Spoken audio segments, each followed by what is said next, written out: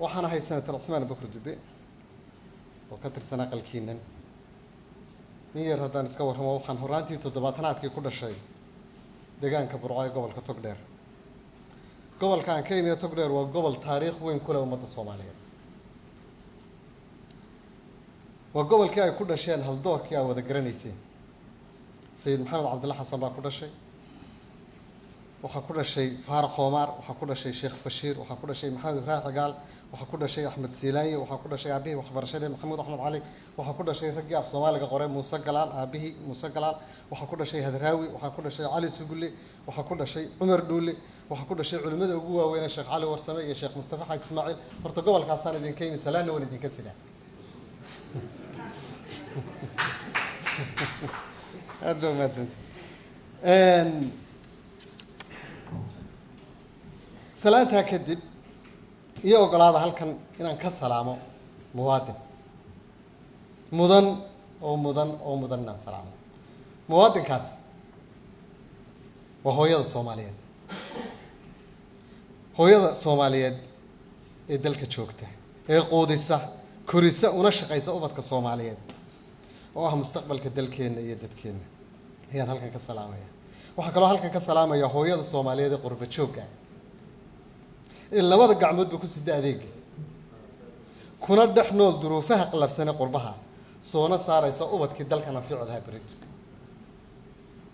waxay mudan yihiin in loo sameeyo taalooyin iyo goobo lagu xasuusto halgankeeda dalku intuu burburka ku jiray labadaa hooyo shaqaday dalka ka soo qabteen. waxaan kaloo halkan ka salaamayaa adeegayaasha bulshada sida ciidamada, macallimiinta iyo howlwadeennada caafimaadka, wiilal iyo gabdhaba. waxaan leeyahay guulaysta. waa ragga aragteen ee qof qarxaya isu dhigaya. ma jiro adduunka qof kale oo aan askari Soomaaliyeed ahayn oo nin qaraxsita isu dhiga si uu badbaadiyo shacabkiisa. aad baan u salaamayaa inamadeenna iyo gabdhaheennaas habeen iyo maalin u taagan badbaadadeena. waan jeclaa salaantaydu inay gaadho qaybaha kala duwan ee bulshadu dhan, laakiin iima suurtagelayso. laakiin waa waajib iyagana inaan xuso dhallinyarada Soomaaliyeed meel kastay joogaan. intaa kadib senatarada sharafta badanow, waxaan soo joogay 4 xilli. waxaan dhammaadkii 70-aadkii ku garaadsaday qarannimo iyadoo amniga qaranka ee gudaha iyo ka dabaduba uu sugan yahay oo aynu leenahay cudud iyo ciidan heegankooda iyo geesnimadooda lagu seexdo. waxaan ku garaadsaday iyadoo waxbarashadu lacag la'aan tahay, caafimaadku lacag la'aan yahay, jaamacaduhu lacag la'aan tahay, dalku diyaarada leeyahay, maraakiib leeyahay, han iyo qabna aynu leenahay, diblomaasiyadda dunidana aynu door muuqda ku leenahay. haddana waxaan soo joogay dhammaadkii 80-aadkii qarankii oo sii liicaya, sii dumaya, sii kala burburaya, shacabkiisiina sii kala fogaanaya sidii geed damal ah oo qallalay sii noqonaya. kadibna bilowgii 90-aadkii waxaan markhaati u ahaa qaranjabkii ku dhacay ummadda Soomaaliyeed. waxaan ahaa dadkii xamar ka qaxay ee ilaa afgooya tuurta ku qaaday alaabta, ee haddana dib u soo qaxay, ee haddana ilaa Balcad lugeeyey, ee haddana ilaa iyo Burco iyo Hargeysa lugeeyey. 30 habeen bay nagu qaadatay inaan waqooyi ku tagno. duruufahaasaan u soo joogay iyo qaranjabkii iyo wixii ka dhashay iyo magaalooyinka degmooyinka Soomaaliyeed 18 gobol ee Soomaaliyeed hal gobol mooyaane inta kaleba dagaal baa ka dhacay, dagaal sokeeye. hal gobol mooyaane inta kaleba dagaal sokeeye ka dhacay. intaaba goobjoog baan u ahay. haddana waxaan goobjoog u ahay dadaalka soo kabashada iyo dib u yegleelidda dowladda Soomaaliyeed ee 22 sano ee ugu dambeeyay aynu ku jirnayna makhraati ayaanu ahay. ma qabo inaynu ku mashquulno maxay wax inoogu dhaceen. it happens, way dhacday. sababtoo ah ma soo celin karno maalmihii tegey, laakiin waxaynu u haysanaynaa taariikh ahaan si aanay mar dambe inoogu dhicin wixii naga qaldamayna waxaynu u daynaynaa bugaagta taariikhda. laakiin geediga aan ku jirno ee inaynu ku badbaadinayno dadkeenna iyo dalkeenna naga mashquulin mayso inaan kaga mashquulno wax hore. waana sida Allah subxaanahu wa tacaala uu ummadda nebi maxamed faray. allah wuxuu leeyahay tilka ummatun qad khalat laha maa kasabat walakum maa kasabtum falaa tas'aluuna camaa kaanuu yacmaluun. adiga maanta waxa xilkaa saaran yahay maanta maxaad qaban kartaa berrita maxaad qaban kartaa saa dambe maxaad qorsheyn kartaa dowladnimadu waxay ku taagan tahay laba tiir waa xigmad iyo cadaalad haddii labadaas ay meesha ka baxana waxa meesha ka baxaya dowladnimada mar rabo inaynu mar dambe dib u laabano maanta talayna la gudboontahay sanatarada sharafta badan maanta waxaan hortiina u taaganahay inaan idin weydiisto codkiina iyo kalsoonidiina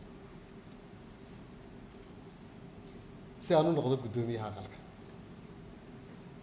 intii aan ku dhawaaqay inaan rabo hawshan guddoomiyenimada aqalka sare su-aasha ugu badan ee la weydiinaya waxay ahayd maxaa sababay inaad isu soo taagto hoggaaminta aqalka xagaagii 2004 oo hadda 18 sannadood laga joogo ayaa waa bilowgeedii oo markii shirkii Mbagati loo qalab qaadanayay uu socday baa actually waa intaan la dooranin Cabdilaahi Yuusuf ayaa waxaanu isweydiinay aniga nin kale Saciid Yuusuf Salawaan la yiraahdaa oo markaa burco joogna oo meel fadhina maxay isu qabteen dawladdu maxay u fashilantay dawladda Cabdiqaasim maxaa la isu qabtay dabadeedna wuxuu yiri war meesha waxa ka maqan golay shacabka iyo xukuumadda markay isqabteen aqalkii sare dhexdhexaadin lahaa war shaqada malaheedaaba ku fiican buu ninkaasi ugu yiri maalinta 18 sano ka hor waxa mucjisaa maanta inaan hortiina taaganahay 18 sano kadib ayaantaas aqal sare ma jirin dastuur ma jirin axdigii baa la qorayay Mbagati niyadda xitaa laguma hayn federalismkana Puntland oo kaliya ayaa jirtay maanta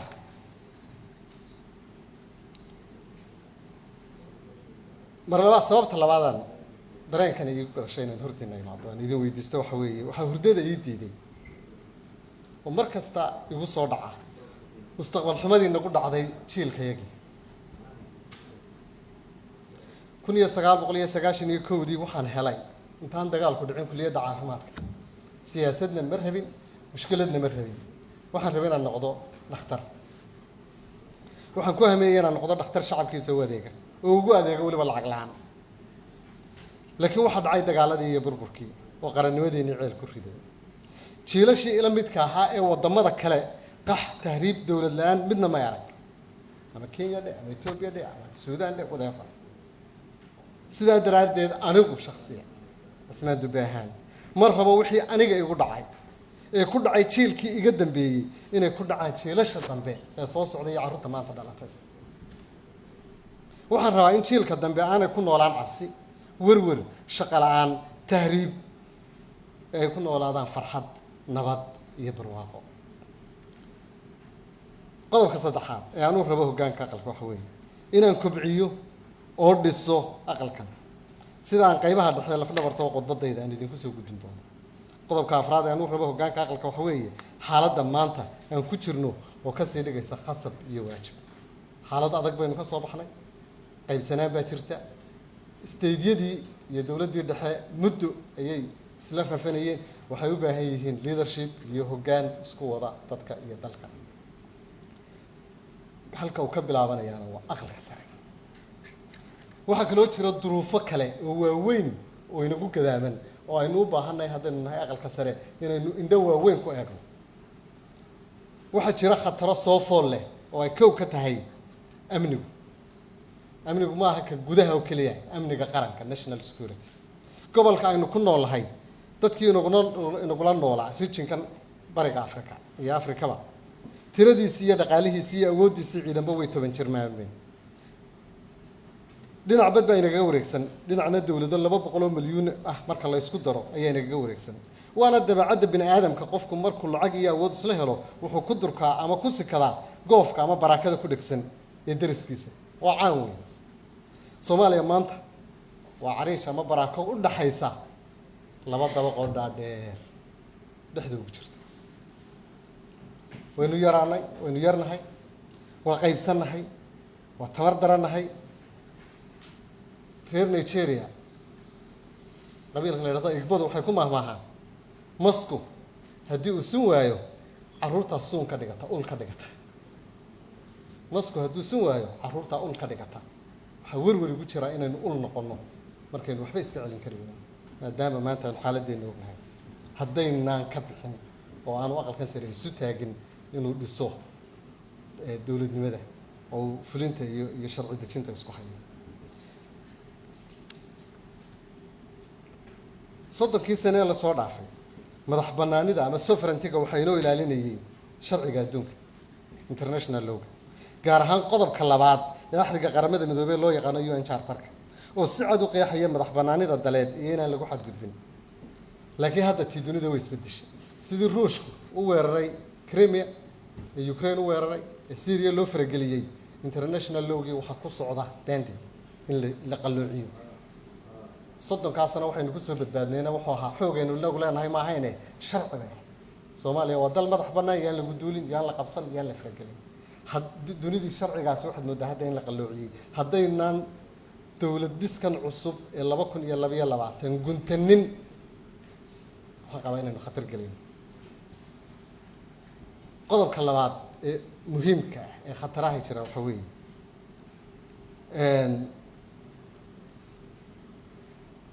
food security oo xaggii cuntada ah xataa marka khataraha amni ee kale oo dhan indhaha laga qarsado waxaan indhaha laga qarsan karay khatarta cunto ee jirta waana ogtahay in xitaa dalagii beeraha la sameeyey ganacsiga ugu weyn ee dalka ka socdaana uu yahay caafimaadka iyo daawada taas oo laga fahmi karo heerka khatarta ee uu marayo badqabka dadweynuhu waxaan senatarada sharafta la ka codsanayaa inay hal subax tagaan cisbitaalka weyn ee Degfeer oo ay eegaan kuyuga dadka raba inay kaarka goostaan intuu leeyahay inta kun ee qof ee ka imanaysa gobol kasta iyo state kasta oo Soomaaliyeed ee Degfeer kuyuga ugu jirta badqabka dadkeena markaas ay ogaanaysa 1 million sanadkii wax ku dhow ay arkaan dhakhtarkaas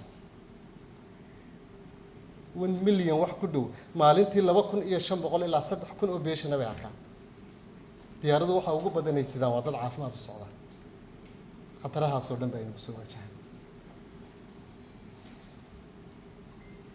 sidaa darteed aqalkan oo door muuqda ku yeeshay wax ka hogaaminta dalka waxay inoo suurtagelinaysaa 3 ajandi oo waaweyn midnimada waqooyi iyo koonfur ama dowladda federaalka Soomaaliya iyo Soomaaliland hogaamiyaha mucaaradka Itoobiya la yiraahdo Mareer Gudina oo noloshiisa intii ugu macaaneed xabsi ku qaatay ayaa la weydiiyey Mareer Oromiya horta ma ka go'aysaa Itoobiya dabadeedna kelmad cajiib ah buu yiri Oromia buu yiri stem or trunk of Ethiopia stem cannot succeed only branches can fall of the stem Oromia waa jiridu ma goodo jiridu geedka kama goodo daameena saxay Oromia gooy mayso ana waxaan aaminsanahay Somaliland waa roots of the Somali state Somaliland waa xididadii geedka qarannimada Soomaaliyeed geedku xidid la'aan ma baxo xididkuna keligii geed ma noqdo geed xidid la'aan ma baxo xididaduna keligood ma noqdaan waxaan isleeyahay inay lagama maarmaan tahay midnimadu labadii Jarmal intaanay midoobin waxay ahaayeen laba daloo jira oo la aqoonsan yahay East Germany iyo West Germany baa la oran jiray laakiin waxay ku tirsanaayeen dalal kale way midoobeen gacmaha isqabsadeen cududoodii iyo ciidankoodiina way mideeyeen kadibna waxay noqdeen dalweynahan Jarmal wixii 19 ka dambeeyay ee maanta ah dalka lixaad ee dunida ugu dhaqaalaha badan midnimadu sharaftaas ay leedahay midnimo la'aan waa la guuldareystay waa la daciifay midnimo la'aan qarannimo way dhismo weyday oo way taabageli weyday sababtaas oo ah midnimadu waa sida hal jir oo kale